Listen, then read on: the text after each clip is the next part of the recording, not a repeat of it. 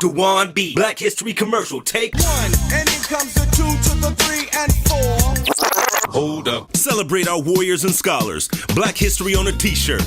Black people don't owe anybody anything but an ass whooping. Yeah. Mothers of the movement, our scholars. Instead of wearing a sports jersey with someone else's name on your back, celebrate our leader's name on your chest. Say it with your chest. Get yours now at hotepish.com/shop.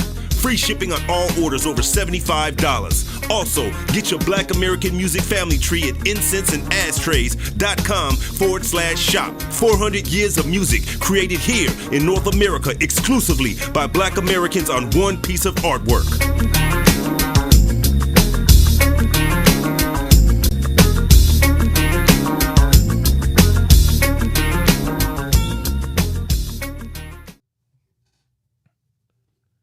Oh, we here? We in? What's up, y'all? Welcome. Which camera? I'm on this camera? I'm on that camera? Okay. It's throwing me off because that light is green. So I'm on this camera. Well, you're on both. I'm on both. Okay, cool. Because I'm mad. I left my glasses again. Excuse me, audience. My eyes are as red as my shirt. No, I saw my man Saint Nick out there, Sarah. So like shit, you know, when I usually would smoke half a blunt before I go live, I smoked that whole motherfucker this time. And so, excuse the redness in my eyes and listen to the information. You dig? That's why I always be like, I like getting high before I go live, Sarah. Why? Because I like being high. Oh, and there's that. It is. Like, some people be like for some people, like smoking weed, throw their thoughts off and everything. For me, it don't do nothing but just get me higher. My brain still work the same. Then it's that. I don't be losing no thoughts. You know what I mean? As a matter of fact, my biggest thing is my eyes get damn near like get closed. I be having a Dwann, keep your eyes open, but you don't want to buck them though. You know what I mean? Mm-hmm. I ain't trying to be out here bucking my eyes. Like, no, I'm not bucking my eyes. Look, you know, I'm just trying to make sure they're not all the way slanted and closed. That's why I like wearing glasses when I be live, because these lights don't really fuck with me like that. But yeah, it don't really fuck with me like that, you know. But anyway, we here. You sure? Yes, I'm sure. Sarah, hey Sarah, welcome back. Oh, thank you. Thank you so much. Yeah, we missed you last week because I had a good show last week, but I didn't get to show some of the images I wanted. It would have made the show way funnier. But I didn't get to do that. God damn it. But welcome to the Comedy Press. Yes. I'm on this camera now. Okay. Yes. Okay, I'm on that camera. Okay. No, now we're back on. We over here doing y'all about to hit me with a shake? Okay, I'm playing basketball. Like, step back, got it. Keep the elbow straight. Anyway, so we here, what's I about to say? We here. Oh yeah, we here on YouTube. That's where the highness come in. You're on YouTube? Yeah, we on YouTube and we on Caffeine. You know, make sure you subscribe to the Comedy Press if you on YouTube. But yeah, we here because we're gonna be talking about the title for today's show is "You Can't Stop Hate." Thank you and welcome chat room. I can see some of the Caffeine chat room up in here. I can't see the YouTube chat room. Not that I'd look if I could. Now because like I got a smart ass following, you know what I mean? They be saying some intelligent shit. We see the websites on camera. Oh no! It's you can only see it. Oh, only I see that. Oh, they don't see. They still see me. Yeah, they just see you. All right, cool. You see me, people? I get. You see my teeth are straight. Anyway, we talking about you can't stop hate. You know what I mean? Because people go around talking about some, you know, stop the hate. Last year you had stop Asian hate be a real big thing, or 2 years ago, and they trying to cherry pick group say stop hate. Let me tell you guys something in a nutshell. We can end the show right now by me telling you how the shit's gonna end. Get over it. You ain't ever gonna stop hate. Hate is an emotion. All emotions have their proper place and time. The thing you can do is teach emotional intelligence. The thing you can do is give everyone enough people an economic base to where they don't have to make certain decisions. That's one thing you can do. So I'm basically starting the show at the end to tell you how I'm going to end up, just for you guys that are too impatient to go on the journey I'm taking you on. So that's where the show is going to end. Now let's get to the beginning. There was some mass shootings that's been going on here in California, and a lot going on around the country. You know, they say mass shootings are up, crazy numbers all around the country.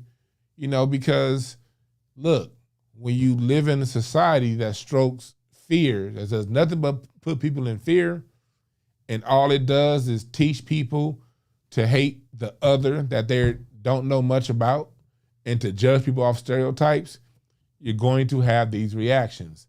So what happens is you have people going around with good hearts and good spirits saying, you know, we need to stop the hate, but that's not doing anything. You know what I mean? Sarah, think about this. Think about it logically. If you say stop the hate, like I'll be playing Madden. I don't watch much football, but I still play Madden. You know, at the end of the end zone, it says end racism. What do cliches like that do? Well, I guess they're a constant reminder, one of those cliche things, but just like a lot of cliches, people totally ignore them. They ignore, but I'm saying like, let's take this from a theoretical level of a cliche, stop hate, Gotcha. End racism. How does that give us anything functional to apply, any steps to take to make it happen? No. It's more of a command versus something that needs to systematically change. Exactly. If I tell you, okay, and you've never seen a car, you've seen a car, cars are standard, but you never worked on one. You see how they operate, you know, you've driven a car, but you've never actually worked on a car. Yeah. And I say, change the oil. Now, changing the oil isn't necessarily a hard thing to do, but it does require a certain level of knowledge, a certain step-by-step plan, and a level of concentration to execute that plan. I have to first say, okay, what you're going to do is you're going to get the car up on the ramp. You have to go under the bottom and release the cap to let the oil drain out, take off the filter, let it all come out. I got to give you step-by-step instructions on making it happen, right? Mm-hmm. I can't just say, change the oil without giving you a plan on changing the oil. True. Well, it's no different with dumbass cliches like end racism, stop Asian hate, stop hate. Well, you think you sound smart, but you really ain't saying shit. Mm-mm. It's like what James Brown said, you talking loud and saying nothing. If you want things to change in society, you have to give an actionable plan to people to help them out. You know what I mean? You can't just say, do this. So why am I saying this? This country, this government likes to cherry pick people and play them against one another for overall agendas. You dig what I'm saying? Mm-hmm. You know what I mean? And things don't really move. If you ever study political science, if you've ever taken any college level political science class, political science 101, they'll tell you this on the first day of school. So government is set up to where nothing changes. They don't want nothing to change. But you got to give the illusion of change. So you put all this bullshit ass propaganda out there, you know what I mean? You play one group against the other. You pass bullshit ass laws that go around and help your overall agenda to put a whole bunch of niggas in jail. You know what I mean? You heard what I said clear. Whole bunch of niggas in jail. Mm-hmm. And when I get to my guest that we're gonna have here, we're gonna talk about some good business moves for the people that are out there, you know, that in ways to keep out. You know what I mean? And ways to make some money while you on the streets the right way. We're gonna talk about. We're gonna have some solutions as I get through this part. I want to show y'all. You dig what I'm saying? So they put out these bullshit ass cliches, and the cliche 2 years ago was stop Asian hate, right? Mm-hmm. And what you saw was these stop Asian hate laws get passed all around the country. The issue was you saw most of the people getting arrested for Asian hate, black people. There was a black woman in New York that got arrested for saying some shit to a nail tech at a nail salon. Yeah. And got charged with a hate crime. you started seeing this, but I didn't send this link to you, Sarah.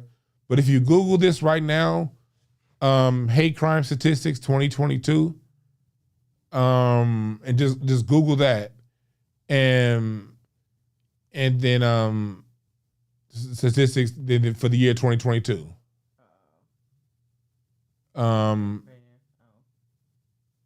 Well, you can go to that 2021 one. That's fine. That one that's right there, the justice.gov one. You just Wait, the one. go back. Yeah, the second one down. The one that says justice.gov. Yeah, that one. There we go. Because that looked like the one. Okay. So scroll down. Just keep scrolling down. And I'll stop. Okay, cool. Don't put that on screen yet. Okay. But so what you saw was they're telling us stop Asian hate, stop Asian hate. And the reason why they did that, not because they love Asians so much. It was because the United States always needs to play one against the other. And they want to play Asian against black. They want to play Asian against white. They want to play people against groups of people against groups of people. And they have to create a victim status.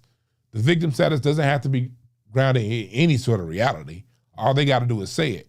And 90% of these dumb motherfuckers is going to follow suit. You dig what I'm saying? And this isn't to cash any aspersions on Asians and it's to talking bad about Asians. Because the foundation I want to lay is, when I was a child, I grew up in the Crenshaw district. We moved to the Crenshaw district in 1986. And we bought our house from some Asian people. And my whole childhood growing up off Rodeo Road in Crenshaw, I had two Asian neighbors. And one of them name was George. And every Friday, George would bring flowers down. Now he'd be ducking bullets from the shoots that be going on in the Rodeo Lane apartments across the street. Oh, damn. But he owned a flower shop and he'd give my mom flowers and my dad every Friday. And my next neighbor, Dorothy, she was a hella cool ass Asian. My basketball used to always fly over her fence, be shooting and bricking all the goddamn time. And she never minded me hopping the fence and getting my ball, never tripped.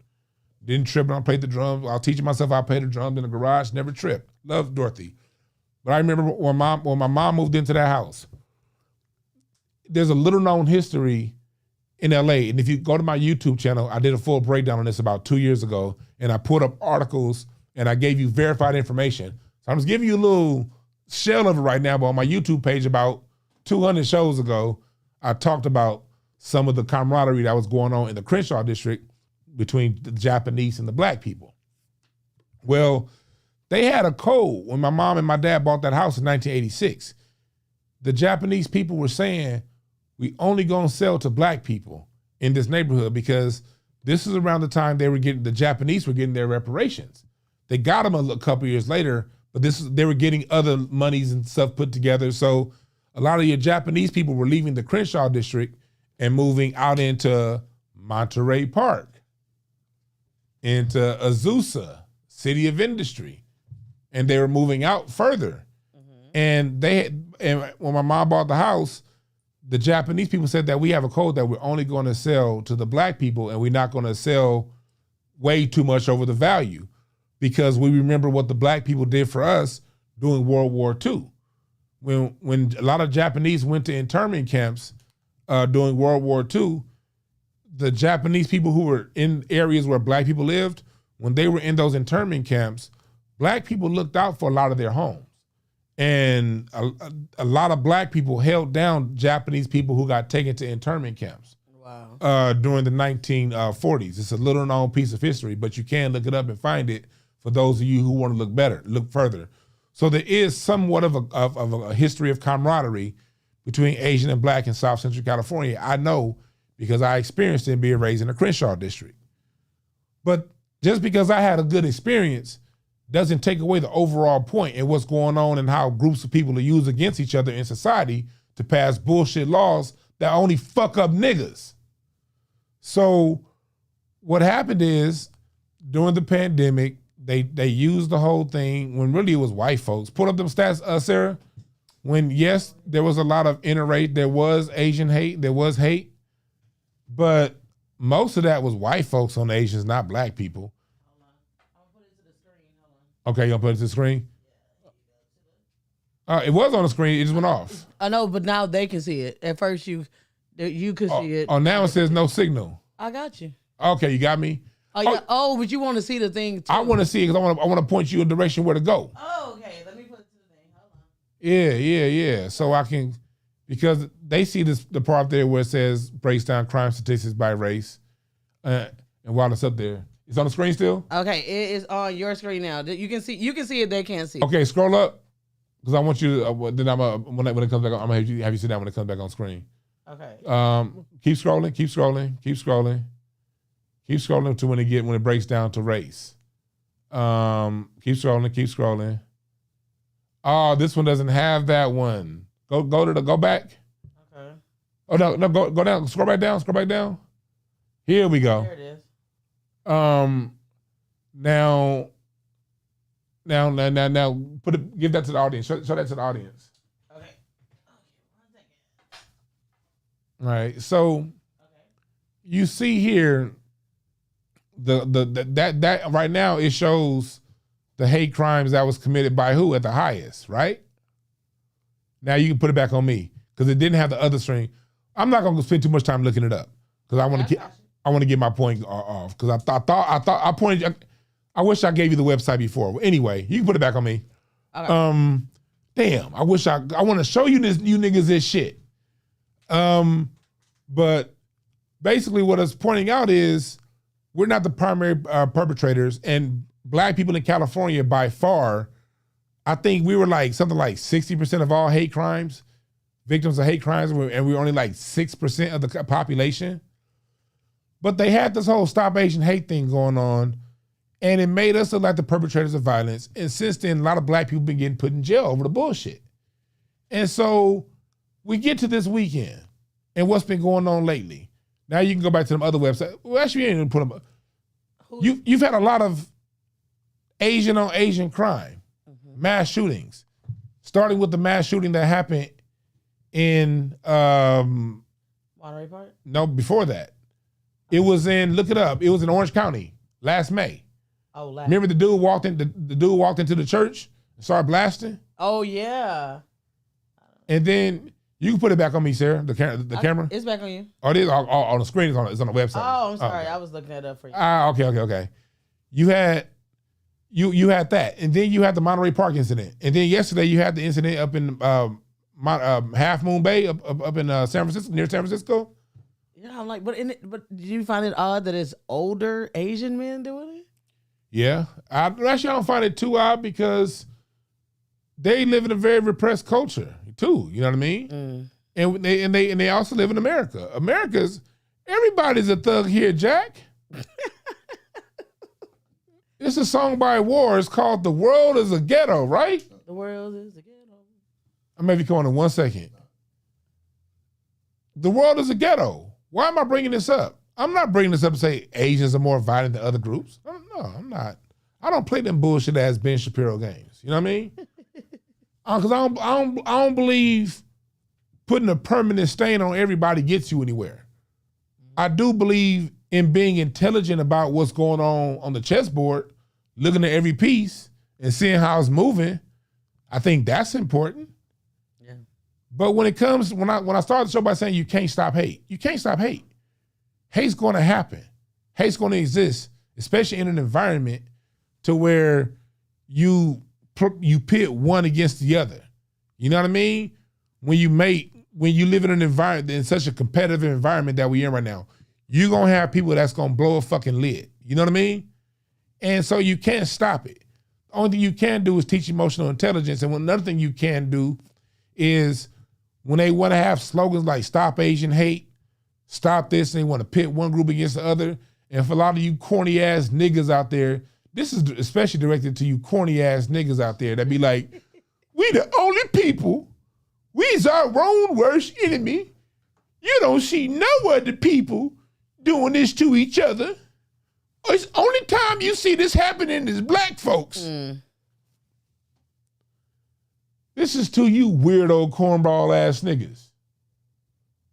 Everybody's fucked up, nigga. And then you'll get the corny ass nigga that don't get that. And then on the other end, when I say that, you'll get that weird ass college graduate boule ass nigga that be like, no, Dwann, you just making an excuse. I grew up in the hood and I still made it out fine. Well, good. Did you have that motherfucker's upbringing? Did you have to start selling candy at 7, 8 years old to pay for your underwear? And at 9 years old, pay your mama gas money to take you to school? Is that your upbringing? Wow. Well, if it ain't, shut the fuck up. Can't judge people. When you live in an environment where shit like this happens, you're gonna have some people that gotta make some decisions. You're gonna have some people that make pretty bad decisions too. You're gonna have some people that feel so low about themselves, they gonna kill other people. That's just what it is. Whether they be white, black, Asian, Mexican, whatever. If they live in a society that breeds contempt amongst groups of people, they live in a society that plays man against woman and have us fighting all the goddamn time, this is the end result. It's gonna happen. Only thing I can say to that is we can't let these government motherfuckers play us against one another when they pull out these bullshit ass stuff. And we don't need niggas out there co-signing the bullshit, because when the government plays against one another, them other groups, they generally end up fine. It's the niggas that go to jail for the hate crimes. Absolutely. It's the niggas that get arrested when they go into the ADL.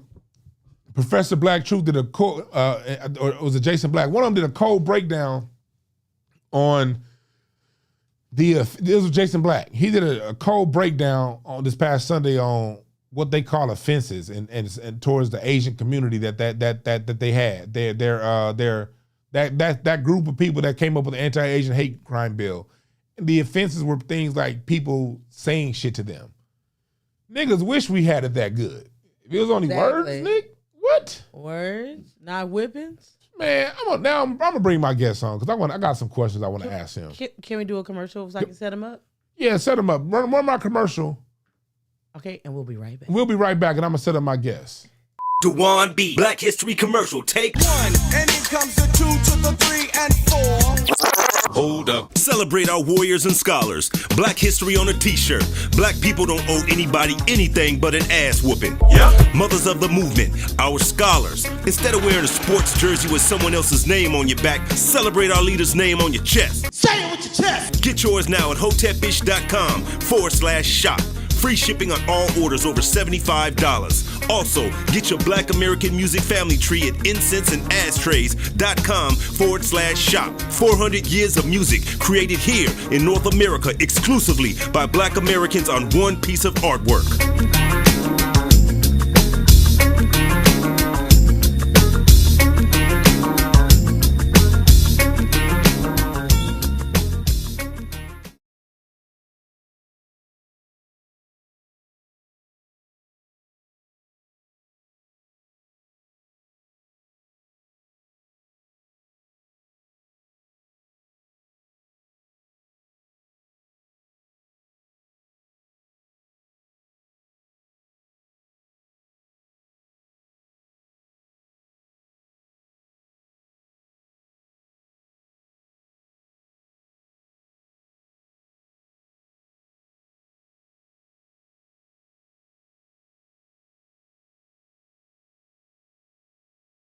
Dwann B. Black History Commercial. Take 1, and here comes the 2 to the 3 and 4. Hold up. Celebrate our warriors and scholars. Black history on a t-shirt. Black people don't owe anybody anything but an ass whooping. Yeah. Mothers of the movement, our scholars. Instead of wearing a sports jersey with someone else's name on your back, celebrate our leader's name on your chest. Say it with your chest. Get yours now at hotepish.com/shop. Free shipping on all orders over $75. Also, get your Black American music family tree at incenseandashtrays.com/shop. 400 years of music created here in North America exclusively by Black Americans on one piece of artwork.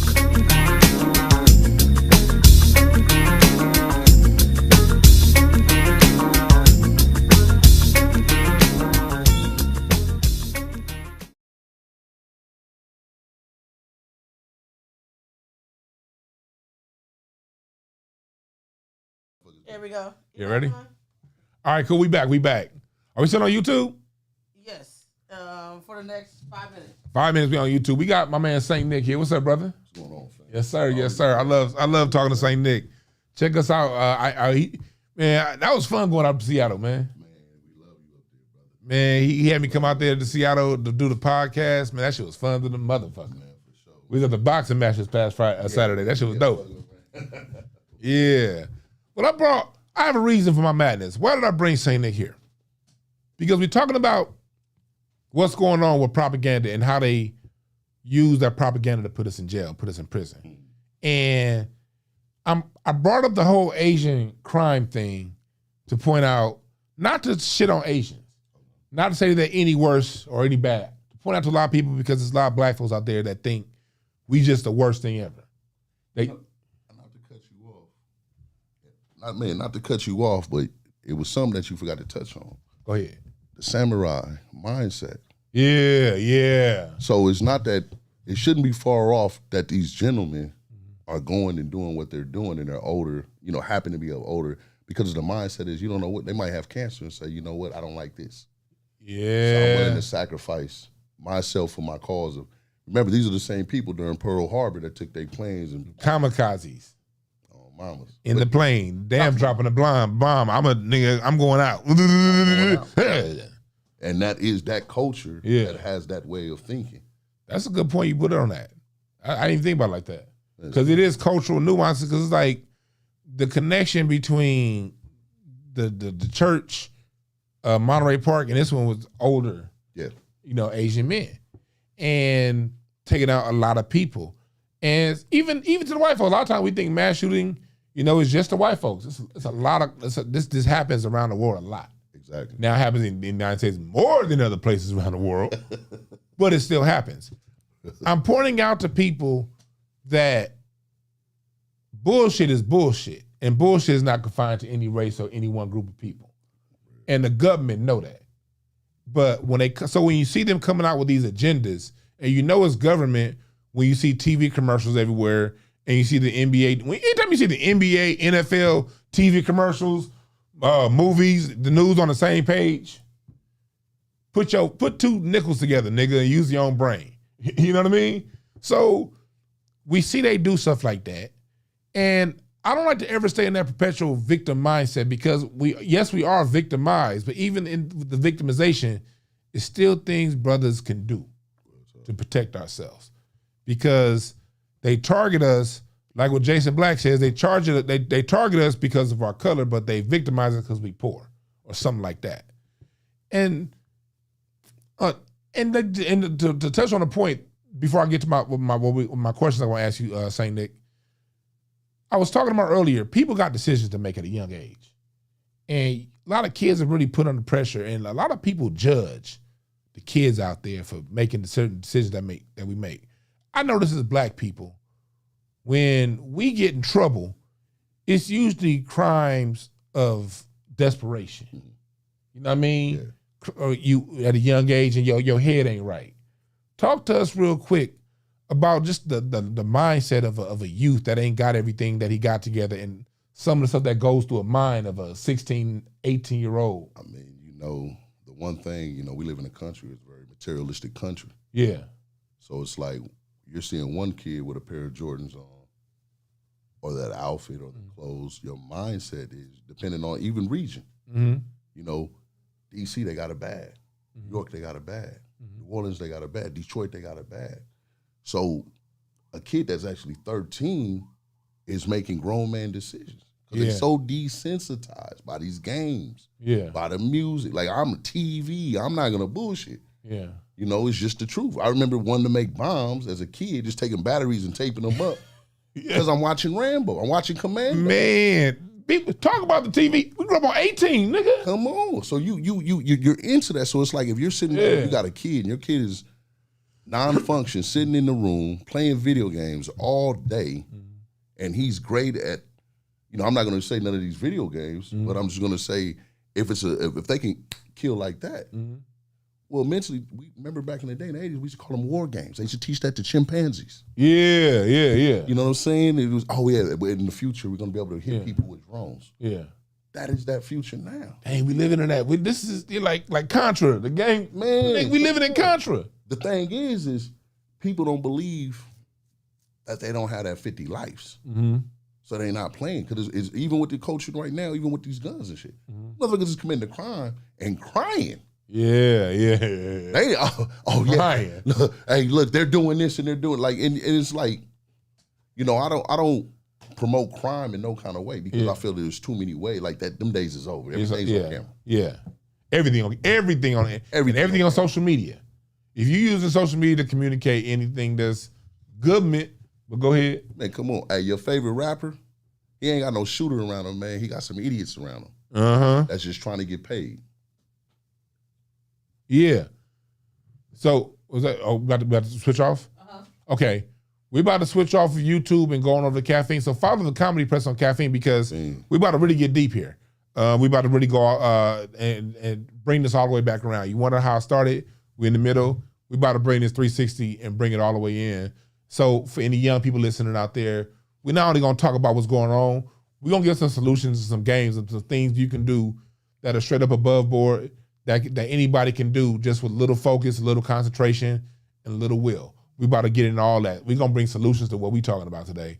Follow us right now on the Comedy Press on Caffeine. Switch over right now. Salute to you, YouTube.